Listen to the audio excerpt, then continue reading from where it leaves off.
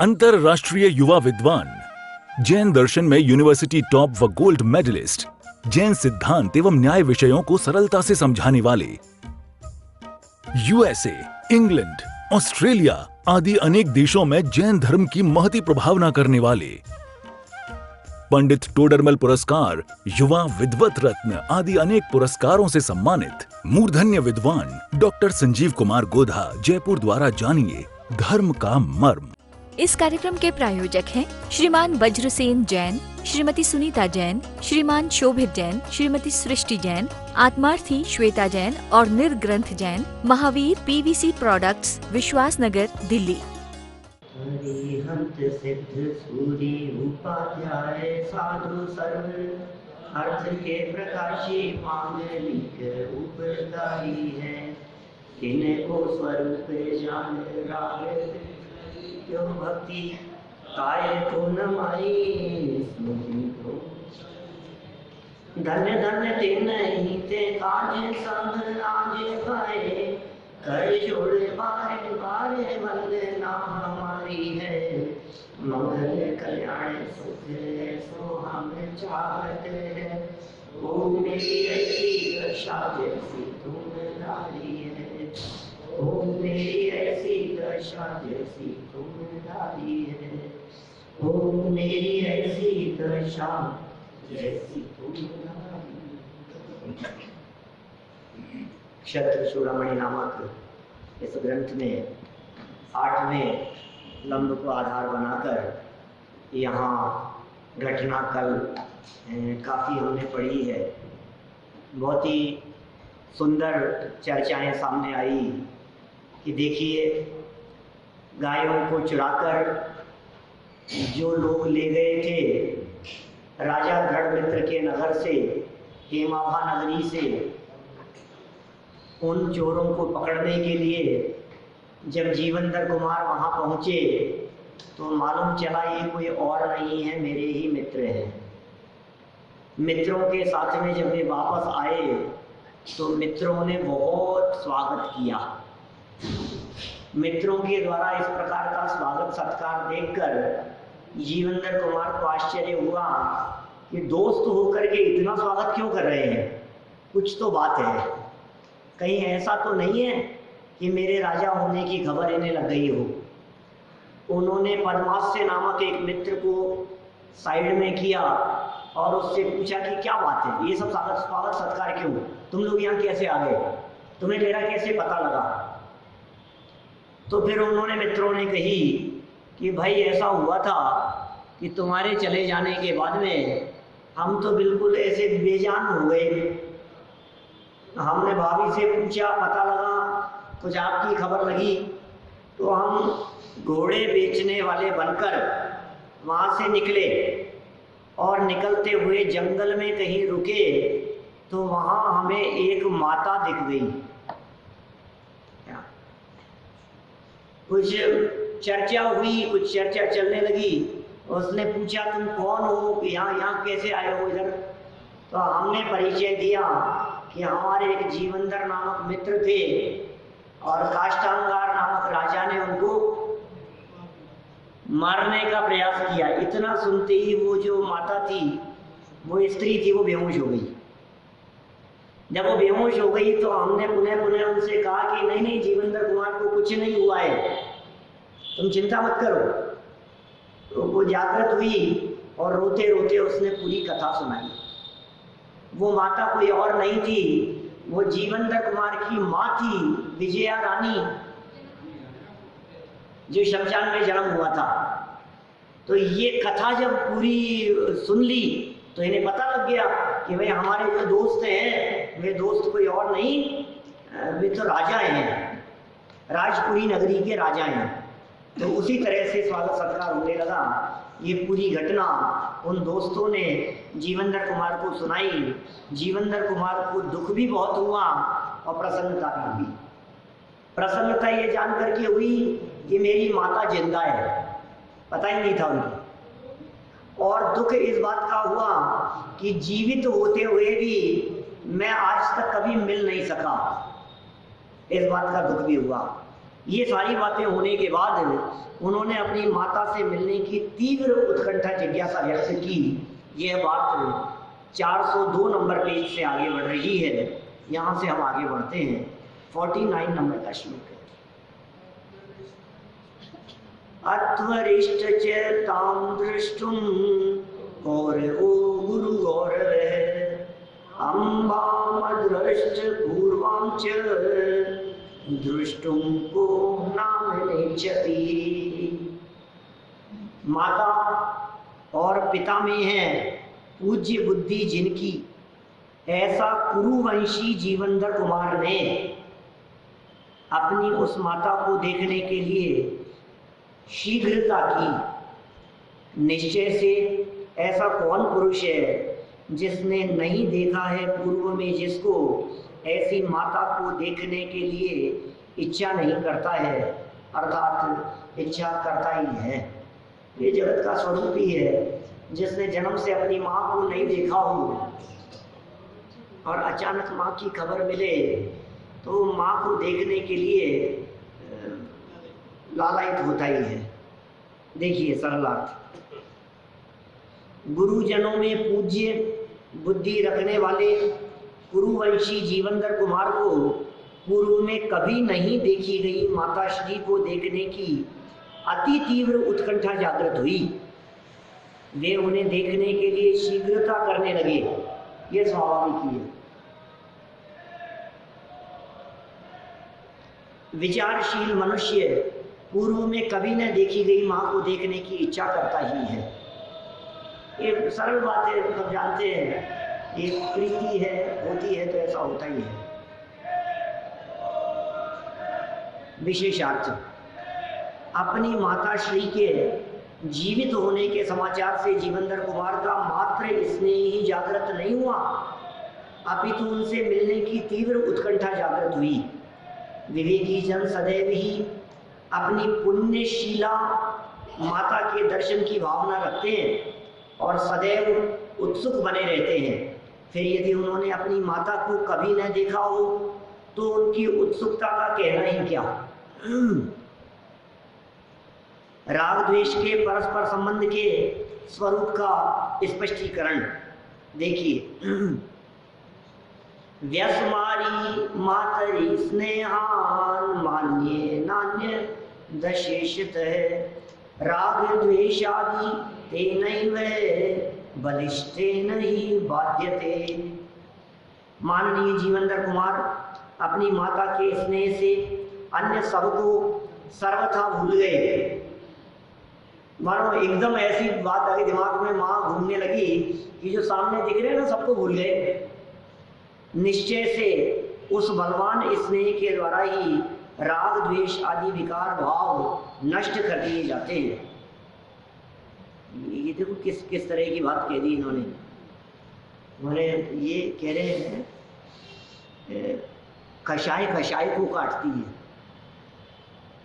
एक कषाय यदि बलवान हो तो दूसरी कषाय को काट दिया जाता है। जैसे देखा जाता है लोभ कषाय क्रोध को काट देती है। लोभी व्यक्ति लोभ के वशीभूत होता है तो उसे गुस्सा नहीं आता, वो गुस्से को पी जाता है। हाँ बराबर, सामने वाला कोई क्रोध कर रहा हो तो उसे भी पी जाता है। अपने अंदर में गुस्सा आ रहा हो उसे भी पी जाता है, उसे कुछ नहीं गिनता है। ये जगत में लोभ की तीव्रता में ऐसा होता है। अपने अभिमान के लिए भी मान कषाय को पी जाता है। मान अपमान के लिए, मान सम्मान के लिए जिसे बहुत इकट्ठा किया हो ऐसी धन संपत्ति और वैभव को भी पानी की तरह बहा देता है। ये जगत का स्वरूप ही है कुछ इस तरह का। तो एक कषाय दूसरी कषाय को काटती है।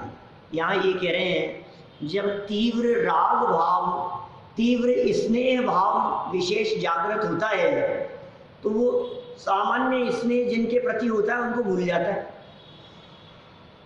माँ के प्रति इतना तीव्र प्रेम जागृत हुआ कि सामने जो दोस्तों के प्रति आकर्षण था वो सब गया, वो दिखने लगे। अब तो जगत में ऐसा देखा जाता है एक दोस्त महीने 2 महीने में आज मिला था, साथ में बैठ करके एकदम बहुत प्रसन्नता हुई और चर्चा कर रहे थे, और इतने में वर्षों बाद में अपना पुत्र परदेश से आया। तो क्या होता है, इस दोस्त से बात करना छोड़कर वो पुत्र की तरफ भाग जाता है, उधर दौड़ता है। ये सहज ही है, माने एक के प्रति जब विशेष स्नेह होता है तो दूसरों के प्रति जो राग द्वेष की वृत्ति होती है वो मंद पड़ जाती है। ये बात यहाँ नीतिकार कह रहे हैं। देखिए जरा यहाँ क्या बात कही सरल अर्थ में। माननीय जीवनधर कुमार माता के प्रति अति स्नेहवश अन्य सब कार्यों को भूल ही गए, क्योंकि अतिशय बलवान राग अन्य सामान्य राग द्वेष के परिणामों को शिथिल कर खंडित कर ही देता है। तीव्र राग होगा ना, वो सामान्य को खंडित कर देगा, राग को भी द्वेष को भी, ये ऐसा स्वरूप दिखाई देता है। देखिए जरा विशेष अर्थ में कुछ बात खोल रहे हैं। जीवनधर कुमार को मात्र स्नेह अधिक तीव्र होने से अन्य कषाय परिणाम शिथिल हो गए। यह घटना तो हम यहाँ जान ही रहे हैं। प्रत्येक मनुष्य भी अपने जीवन में इस प्रकार के परिणाम का अनुभव करता रहता है। हम सब अनुभव करते हैं, जहाँ राग और मोह हावी होता है वहाँ कषाएं मंद पड़ जाती है। वो अन्य राग द्वेष को गिनता नहीं है। अरे और तो और सुनो, अपने परिणामों में यदि कदाचित शरीर के प्रति विशेष राग हो रहा हो, शिथिलता हो रही हो, थकान बहुत महसूस हो रही हो, उठने की हिम्मत नहीं हो रही हो, बिस्तरों में पड़े हुए हो, अभी राग और मोह हावी है ना देह के प्रति, ऐसा होने पर भी जब परिवार के किसी सदस्य के प्रति अति राग भाव उमड़ता है तो अपनी बीमारी को भूल जाता है। ऐसा बहुत प्रकट देखा जाता है, सहज ही होता है, भूल जाता है अपनी तकलीफ को। बच्चा छत से गिर जाए और खुद बुखार में पड़ा हो 102 डिग्री, अब बुखार का क्या होगा, उठ के भागेगा लेकर के। अब उसको उठ के भागते हुए कोई व्यक्ति ये कहे देखो कैसे पहले तो बहाना बना करके पड़े थे। अरे बहाना बना के नहीं पड़े थे, उससे महत्वपूर्ण ये कार्य दिखाई दिया, इसलिए उसको कुछ नहीं गिनता है।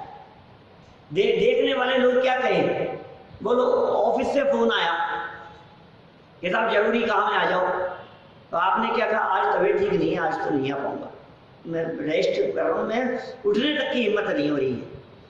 और इसके 2-3 घंटे बाद उन्होंने आपको गाड़ी चला करके मार्केट में जाते हुए देख लिया।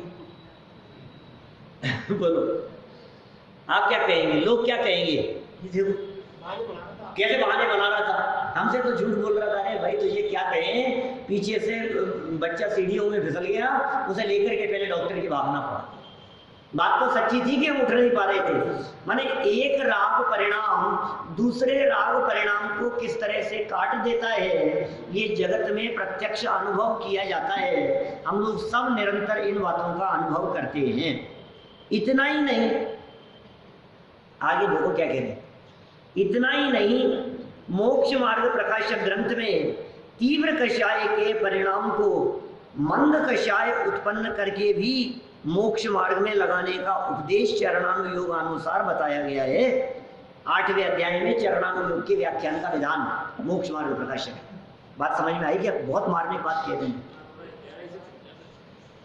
ये इतना मार्मिक बिंदु है, किसी व्यक्ति को धर्म में लगाना हो तो तीव्र कषाय छुड़ाकर मंद कषाय कराते हैं। यद्यपि मंद कषाय भी कराने का प्रयोजन नहीं है, प्रयोजन तो सर्व कषाय छुड़ाने का है, लेकिन तीव्रता की अपेक्षा से मंद कषाय को उपादेय बतलाकर उसे धर्म मार्ग में लगाते हैं। चरणानुयोग के व्याख्यान का इस प्रकार का विधान है। देखिए ऐसी स्थितियां बनती हैं अनेक बार। एक व्यक्ति को दुकान का राग छुड़ाकर जिन मंदिर का राग कराते, बोलो व्यापार आदि के अंदर बैठे रहने पर तीव्र कषाय का परिणाम होता है, उसे छुड़ाने के लिए मंद कषाय रूप परिणाम कराते हैं कि भाई इससे नहीं, तू मंदिर आएगा तो दुकान तो पुण्योदय से अपने आप चलेगी। तो इस तरह जो तीव्र विषय कषाय का परिणाम था उसे छुड़ाकर ये मंद लोभ उत्पन्न करके भी इधर लगाते हैं। सुनो, 10 लक्षण में बहुत अच्छे अच्छे कार्यक्रम होंगे मंदिर में। तुम छोड़ो टीवी के कार्यक्रमों से अच्छे कार्यक्रम तुम्हारे को देखने को मिलेंगे, ज्ञानवर्धक भी होंगे, उपयोगी भी होंगे। तो वो कषाय छुड़ाकर ये लोभ कषाय जागृत करके इधर आकर्षित किया, ज्यादा छुड़ा करके यहाँ मंद कषाय माने तीव्र कषाय की तुलना में मंद कषाय कराने की प्रेरणा दी जाती है। ऐसा चरणानुयोग के व्याख्यान का विधान है। ऐसा भी कहा है पंडित जी साहब ने, मोक्ष मार्ग प्रकाशक 192 नंबर पेज पर कहते हैं वे, बड़ा पाप छुड़ाकर छोटा पाप कराते। पाप कराने का प्रयोजन नहीं है, हमारा प्रयोजन ये है कि कोई व्यक्ति बहुत पाप करता हो, कोई व्यक्ति आलू के समोसे बना करके खाता हो, तो हम उससे कहते हैं कि तू केले के बना करके खा। खिलाना प्रयोजन नहीं है, प्रयोजन तो यही है कि तू केले का भी त्याग कर। प्रयोजन तो ये है क्योंकि अष्टमी चतुर्दशी को हम तो हरी खाने का भी त्याग करेंगे। अरे हमारे यहाँ जैन परंपरा में तो ऐसे ऐसे महापुरुष मिलते हैं, ये ब्रह्मचारी रायमल जी, इसी मंदिर में आकर के उन्होंने बहुत काम किया। इस मंदिर में ये ब्रह्मचारी रायमल जी वे थे जो जयपुर से आकर ढूंढते हुए आए थे, जयपुर टोडरमल जी को ढूंढते हुए, और ढूंढते हुए सिंघाड़ा पहुंच गए। टोडरमल जी आजीविका के लिए वहां गए हुए थे, और वहां जाकर के टोडरमल जी से घूमट सार आदि प्रश्नों के उत्तर पूछे, समाधान जाने, और जानकर यहाँ जयपुर आकर के जयपुर की जैन समाज को बहुत खरी खोटी सुनाई कि एक विद्वान कोई आजीविका के लिए जयपुर छोड़ करके वहां जाना पड़े, शर्म आनी चाहिए समाज को। और वापस उन्होंने टोडरमल जी को वहां से जयपुर बुलाया और यहाँ करके काम किया। टोडरमल जी की सभा के दैनिक सभा के श्रोता थे ब्रह्मचारी रायमल जी, बाद में यहीं बस गए थे। बहुत लिखे शास्त्रों में, लिखने में उनकी प्रेरणा है। वो कहते हैं अपने उसमें जीवन पत्रिका में और उसमें चर्चाएं आती है इस तरह की। हाँ, खूब लिखा है कि टोडरमल जी लिखते हैं और रायमल जी बाँचते हैं। रोजाना टोडरमल जी जो भी लिखते थे ना, यहाँ आते थे और रायमल जी कहते थे कि आपने आज क्या लिखा, चलो हम बाँचते हैं। हम उसे बाचा करते थे, मैंने रोजाना इतना उत्साह रहता था। आज नई क्या बात लिखी, आज आपके चिंतन में क्या बातें आई, पिछले 20 घंटे के अंदर आपने और क्या नई बातें लिखी, वो यहाँ आकर के सभा में, इसी सभा में बैठ करके पढ़ते थे और सुनते थे। तो कैसा माहौल रहता होगा। मैं उन ब्रह्मचारी रायमल जी की बात कर रहा हूँ। उन्होंने 3 प्रतिज्ञाएं एक साथ ली थी, आजीवन 3 प्रतिज्ञाएं ली थी। उनमें एक प्रतिज्ञा थी आजीवन ब्रह्मचर्य, दूसरी प्रतिज्ञा थी रात्रि भोजन त्याग, और तीसरी प्रतिज्ञा थी जीवन पर्यंत के लिए हरी सब्जी का त्याग। बोलो, जीवन भर के लिए हरी सब्जी का त्याग। तो टोडरमल जी ये कहते हैं प्रयोजन तो हमारा सर्व प्रकार से भोजन आदि को छुड़ाना ही है, उपवास कराना है, भोजन आदि से उपयोग हटाकर अपने ज्ञायक में तल्लीन होना है, उद्देश्य तो यही है। लेकिन अभी छूटता न जाने तो कम से कम जिनमें बहुत तीव्र पाप लगता हो उन्हें छोड़कर जिनमें मंद लगता हो उसकी तरफ आकर्षित करते हैं। बड़ा पाप पहले छुड़ाया। और सुनो, 192 पेज पर तो मोक्ष मार्ग प्रकाशक ने ऐसा लिखा, सप्त व्यसनादि से भी बड़ा पाप जानकर पहले इस ग्रहित मिथ्यात्व को छुड़ाया, इस मिथ्यात्व को छुड़ाया। कितना महत्वपूर्ण है। मेरा तो मन है कि इसको फटाफट पूरा करके अपन शुरू करें। वो मेरे मन में अभी कुछ दिन से वो बात इसलिए चल रही है क्योंकि टोडरमल जी का 300वां जन्म शताब्दी वर्ष आ रहा है। 4-6 महीने बाद, 8 महीने बाद शुरू होगा, 4-5 महीने बाद मान लो ऐसा। तो मेरा मन ये है कि ये पूरा करके अपन वो टोडरमल जी की ग्रंथों को चलाएं और टोडरमल जी के उसके ऊपर चर्चा करें, तो टोडरमल जी की महिमा हमारे दिमाग में विशेष आए। ऐसा मेरा उद्देश्य है। हाँ, यद्यपि हमने अभी इसके पहले ही चलाया था कि कब चलाया था, ज्यादा नहीं हुए, 3 साल मान, 2-3 साल पहले चलाया है। हाँ,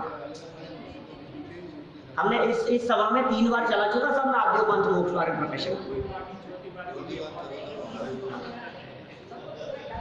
बहुत गजब का ग्रंथ है, अरे बहुत मार्मिक है, बड़ा आनंद आता है। स्थापना गजब की बातें की है, एक एक वाक्य टोडरमल जी का मार्मिक है। 2014 में शुरू किया था, जनवरी 14 में शुरू किया था, 2 साल, जनवरी 2014 में शुरू किया था और 16 में खत्म किया अपन ने लास्ट में। फिर वो रहस्यपूर्ण चिट्ठी वगैरह चलती रही और 17 के अंदर तो वो रहस्यपूर्ण चिट्ठी, फिर वो समाधि मरण का स्वरूप, और मार्च 17 में तो अपन ने फिर बारकोड शुरू कर दिया था, है ना। तो 14, 15, 16 3 साल में पूरा हुआ वो।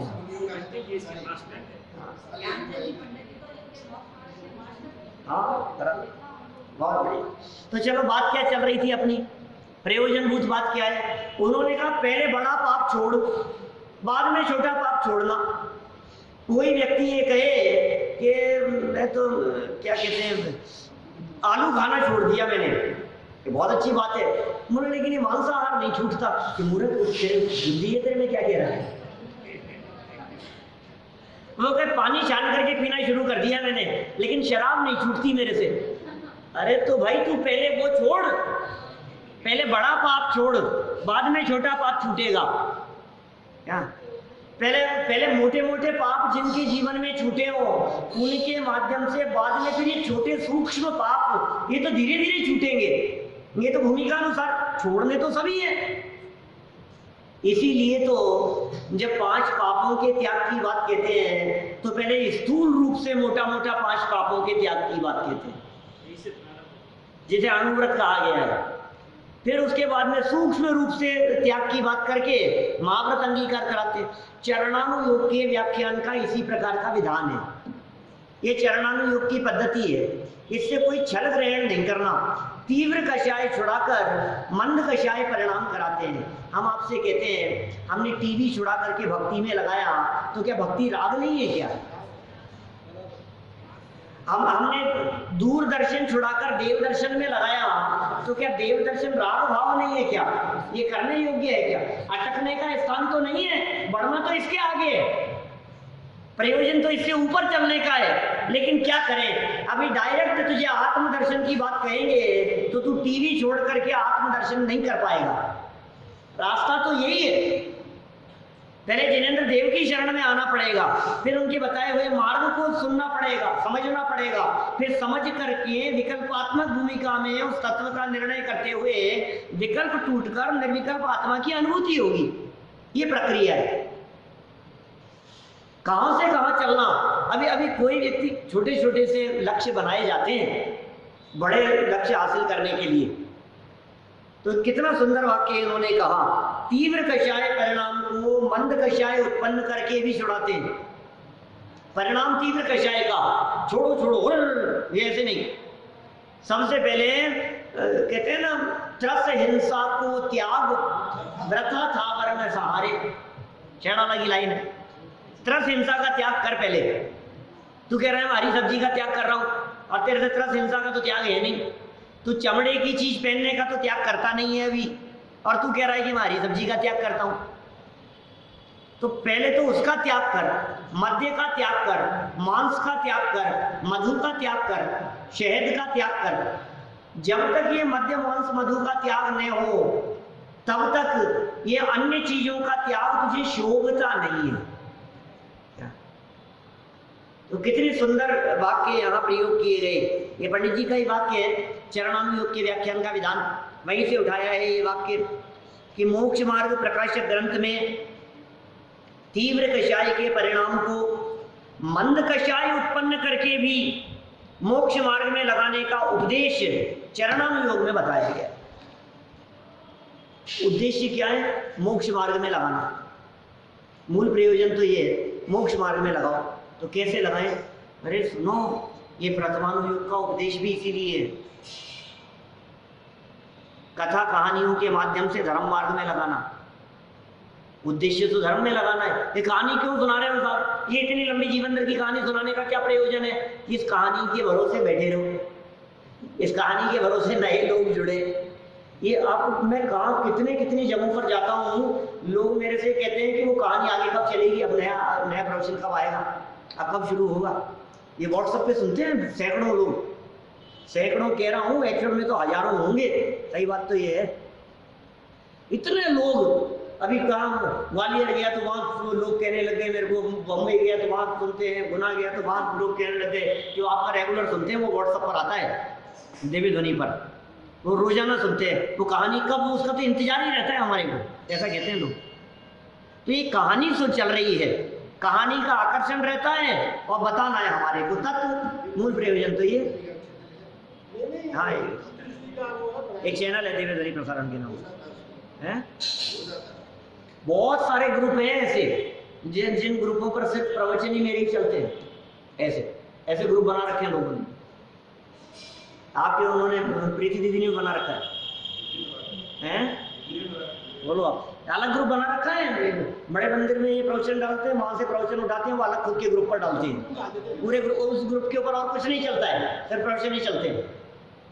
ऐसे ही वो लक्ष्मी चंद जी है ना सीकर वाले, वो उनके कलकत्ता में कई ग्रुप हैं, तो वो उनके ग्रुप के अंदर भी वो सिर्फ प्रवचन ही डालते हैं। यहाँ जो प्रवचन डाले जाते हैं वो प्रवचन वहाँ अपने अपने ग्रुपों में डालते हैं ऐसे। तो लोग सुनते हैं, बहुत कमेंट करते हैं लोग, तो पता लगता है, लोग मिलते हैं तो बोलते हैं। प्रयोजन क्या है? आत्मा को समझना प्रयोजन है, कहानी सुनाना प्रयोजन नहीं है। हाँ। कहानी तो मास्टर साहब बच्चों को आकर्षित करने के लिए कहानी सुनाई जाती है, लेकिन अंत में मॉरल बताया जाता है, अंत में वीतरागता तक ले जाएंगे। उद्देश्य तो वीतरागता तक ले जाना है। समझ में आ रही है बात? आकर्षण है, और आकर्षण है, सच में आकर्षण है, हमारे चित्त में बना रहता है। अब क्या होगा, अब कहानी में आगे क्या होने वाला है, अब क्या बात चलने वाली है, तो हमारे को उत्सुकता तो बनी रहती है ना, किस तरह की है नीति वाक्य। चलिए देखिए आगे बढ़ते हैं, नया श्लोक।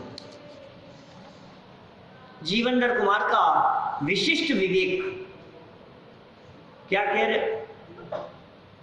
अनवजिज्ञ पदात्मीयां गतिं भार्यां परानपि आवश्यकेपि बंधूनां प्रातिकूल्यं हि शल्यकृत। उन जीवनधर कुमार ने अपनी स्त्री और अन्य पुरुषों को भी अपने जाने की बात बता दी।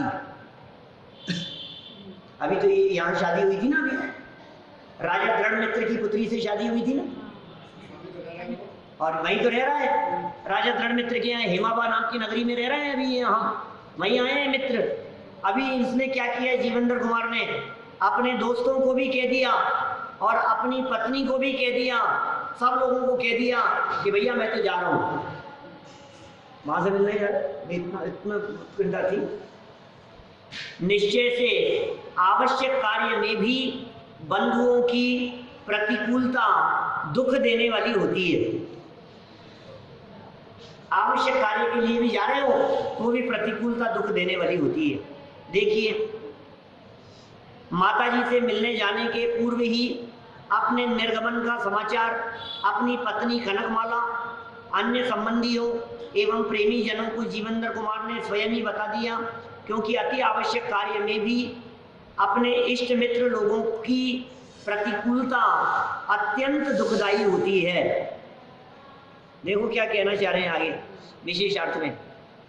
अपने अभिष्ट कार्य में विवेकी मनुष्य किसी का भी विरोध नहीं चाहते हैं, अपितु सबका सहयोग चाहते हैं।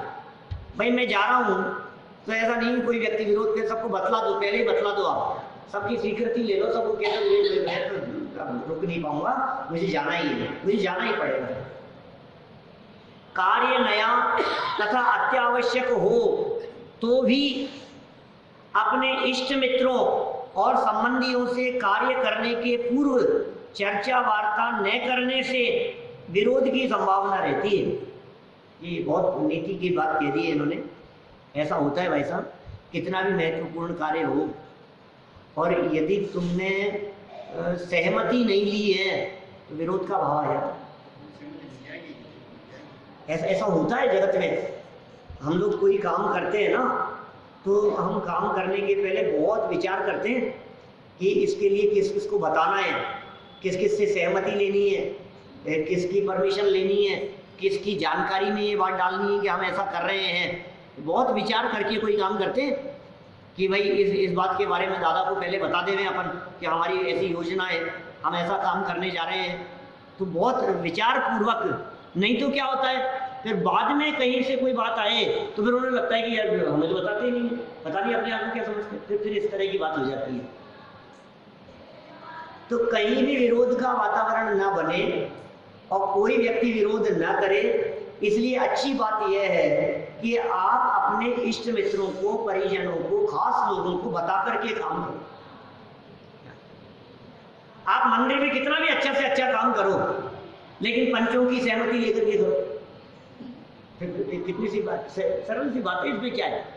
कितना भी अच्छा काम हो लेकिन आपने बिना सहमति के किया ना, तो वो भाई साहब कुछ ना कुछ मीन दिखा देंगे, कुछ ना कुछ टांग को अड़ाएंगे। क्या बोलो, ये कह देंगे आपने हमसे पूछ तो लेते, कम से कम हमें बता तो देते, हम और अच्छा ऑप्शन दे देते। हम कोई मना थोड़ी ना करते, लेकिन हमारे पास में और अच्छा है, हम डायरेक्ट फैक्ट्री से दिला देते आपको माल। क्या हमारे पास में ये कितनी तरह की बातें, वो जरूर दो चार बातें सुनाएंगे आपको, ये समझ लेना आप। इसलिए भाई 5 पंच मिल कीजिए काजा, बिगड़े काम न आवे लाजा। ये कहावत सुनी है आपने पहले? 5 पंच मिल कीजिए काजा, किसी भी कार्य को 5 पंच मिलकर के करो। अब काम बिगड़ भी जाए तो कोई शर्म की बात नहीं। क्या किया तो सबने मिलकर के था। इसलिए सहमति जरूरी है, आपस में चर्चा होकर के काम करना जरूरी है।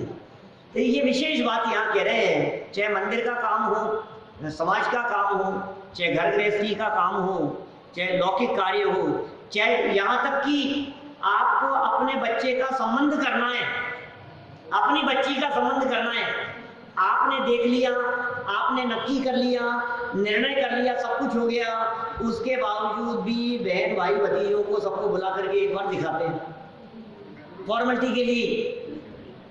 एक बार सब देख लो, सब देख लो, काय के लिए देख लो, नक्की तो तुमने कर लिया, नक्की तो हो गया, वो कोई मना थोड़ी ना करेंगे, लेकिन फिर भी कम से कम ये बात रहे कि सबको दिखा करके हाँ करिए, सबको दिखा करके बात पक्की की है। क्यों सावरण जी सब सही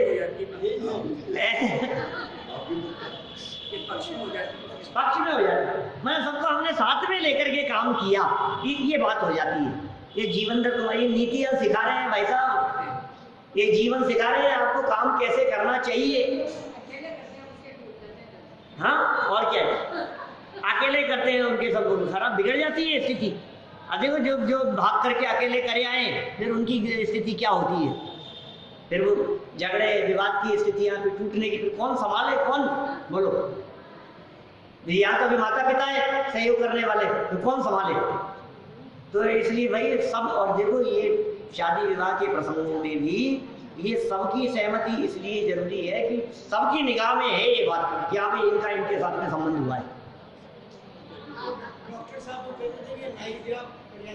हाँ चल रहे हैं और जो अपनी सही बात है, बराबर बात है, बिल्कुल ऐसा ही है। ये सब सामाजिक व्यवस्था सिखा रहे हैं जी। कुल मिलाकर के जीवन में यदि कोई काम करना तो स्वयं नहीं, मैं सबको, मैं मुझे किसी से नहीं पूछना है। होशियारी मत दिखाओ ज्यादा,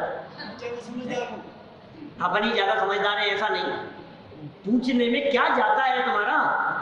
और ऐसी भी एक कहावत चलती है, सुनो सबकी करो मन की। करना तो बुआ जी को बुला लिया, आपके चाचा जी को दिखा लिया, मामा जी को बुला लिया, नाना जी को बुला लिया, सब परिवार वालों को बुला करके दिखा लिया कि भाई ये लड़का है, देख लो, सब लोग देख लो, तो क्या वो लोग उनमें से कोई मना कर देगा तो तुम मान जाओगे? करना तो है ही हमारे को, करना तो है ही। 4 लोग देखने के बाद में मना भी करें तो भी करना तो है ही हमारे को। इस कार्यक्रम के प्रायोजक हैं श्रीमान वज्रसेन जैन, श्रीमती सुनीता जैन, श्रीमान शोभित जैन, श्रीमती सृष्टि जैन, आत्मार्थी श्वेता जैन और निर्ग्रंथ जैन, महावीर PVC प्रोडक्ट्स, विश्वास नगर, दिल्ली।